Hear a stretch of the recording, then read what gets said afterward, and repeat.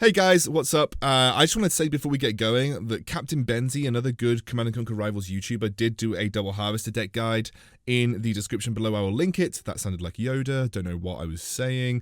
But regardless, this is me analyzing a replay from my Tiberium League, about 8,000 trophies of me beating a double harvester deck in a challenge battle, and I also go through my replay step by step. So hopefully you find it useful. Thanks. So guys, I wanted to do a video talking about how to beat a double harvester. This is a replay from a challenge battle that I had in Tiberium League, which meant this guy was pretty significantly above me in the leaderboard.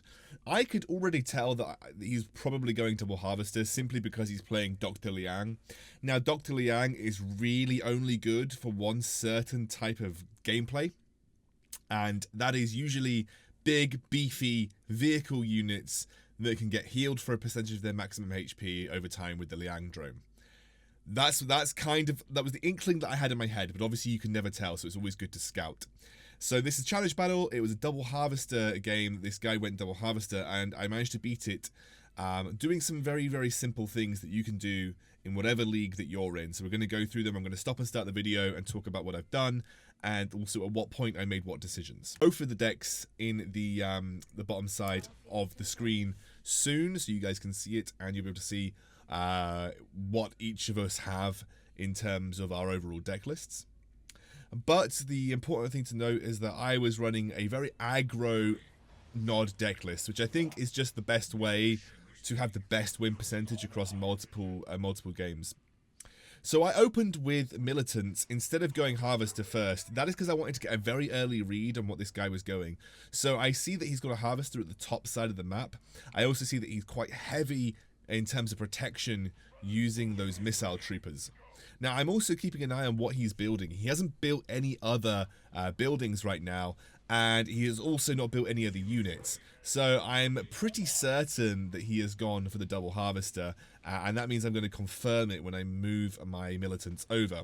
Now you might wonder why I've gone 3 sets of militants here. That is because I just want to make sure that I have presence across every single point as much as I can. The primary aim of what I've been doing here, I don't know if you noticed, ever since this game started, I have been charging the point. There has been a very little downtime on point charge. I'm going to explain why that's really important when dealing with double harvester decks. So, the reason I went militants and I didn't wait for flame troopers or didn't go for a more expensive unit is because the time period between gaining that 30 to 20 Tiberium compared to the 10 that I spend on militants is roughly, let's say 5 to 6 seconds, right? So it's going to be 5 to 6 seconds between getting a set of militants out and a set of flame troopers out. That's 5 to 6 seconds where I'm charging the missile. And I've charged the missile since this game has started. Now, why is that important, you ask? Why is it important to charge the missile as soon as physically possible versus a deck that wants to run double harvester? When you're running a double harvester deck, your single biggest commodity is not Tiberium, it's not your units, it's not even the missile, it's time. Your single biggest commodity is time. So, if instead of charging the missile, you decide to run at his harvester with everything you've got and try and take it out, without charging the missile, you're just giving the double harvester time. And time is what they need to get their tech units out. By charging the missile ASAP, you either force them to give up the missile, which could end up losing them the game, or you force them to expend resources to deal with you and contest the first or the second missile. If you win the first missile, they ultimately have to contest the second missile, whatever position that they're in. So that is why it's so important to get an early charge on the first missile and put everything that you have into winning the first missile and not destroying their harvester. Consider harvester aggression after you've won the first missile. This is something that I did struggle with, actually, if I'm completely honest. This is something that I did struggle with before really looking into how to play aggro decks. It's something that Captain Benzie taught me, and I think if you want to watch his video on double harvester aggression, it's really a really good one. Doesn't go into a specific replay, but he does look at the overall tactics of beating a double harvester. But I'm going to look at it in terms of this replay. So the reason that I'm just allowing myself to constantly charge a missile here is because I want to put pressure on him in terms of time. So he's got snipers out. I'm not actually bothered at losing my militants to snipers. And I can see I've started to try and pressure with the attack bikes. This is only to just sort of draw his pressure away from the missile. I'm not bothered really about taking out his harvester. What I am bothered about is drawing pressure away from the missile. And I get that first missile essentially for free. He did nothing to contest that. That is because by the time that he got the double harvester out, by the time his second harvester actually hit the field, the first missile was already about half charge, because I had put my militants on the missiles straight away. So he had to make the choice of 60 Tiberium into another harvester, and he also put out a 50 Tiberium unit, or 2 sets of 50 Tiberium units, which was the jump jet troopers and the snipers. So he had an incredibly expensive deck. So he had 1 unit on the field, and that was never going to be able to, even just by pure volume of numbers, never going to be able to contest what I had put on the field in terms of contesting the platforms. The attack bikes, I wasn't so bothered about losing them, because all they were doing is trying to just draw his attention whilst the missile was charging. Now is when I'm going to be aggressive onto his harvester, because I delayed his Tiberium income a little bit with the attack bikes. I got a Scorpion tank out, and as soon as the first missile is down, I am now going to pressure his harvester. The reason that we do this is because A, we have to charge the next missile anyway, so we have a bit of free time, so we might as well do something. And B, I want him to waste resources in defending his harvesters. The more resources that he wastes defending his harvesters, the better it is for me contesting the platforms on the second missile. So watch me down here, fanaticism on my Scorpion tank, very, very easy take of his harvester, and even with the jump jet troopers, just going to micro that away. And he does immediately go for another harvester, but the only units that he's got on the field is the jump jet trooper and the sniper, so I get the venom out. Immediately, that's going to put pressure on him to respond to the venom with something that can kill an air unit, and we'll see exactly what he does in a minute. So we are now at a point where we'll stop right here because this is a pretty important moment. We're about halfway charged on the second missile. He's got a tech lab out, and his first tech unit has hit the field. It's a tech unit that is good versus only my Scorpion tank. This tech unit that he's put out is only good versus my Scorpion tank. Now, I've done a few things with this situation, okay? Firstly, didn't bother chasing his single jump jet trooper.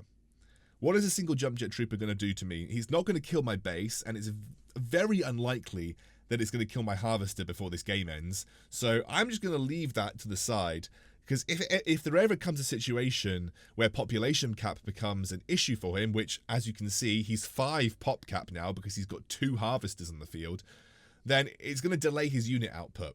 Even with his Tiberium income, it's going to delay his unit output. So I'm very happy to just let his jump jet trooper sit there and do nothing. Force him to kill it off himself if he wants to open up that population cap spot, but I'm not going to do it for him because I don't want that to be the case. Watch what I do with my Scorpion tank though.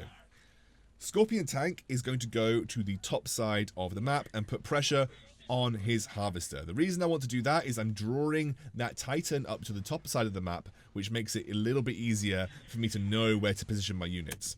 So he's now got his second unit out because I killed off his snipers accidentally with the Scorpion tank, which is the Wolverine. Wolverine is going to blitz through my Venom, it's going to blitz through my Flame Troopers, which is okay because I do have an answer to a Wolverine in my deck, which is the Scorpion. So at this point, he's got 2 tech units on the field. 2 tech units to contest 3 points with the missile 3/4 charged.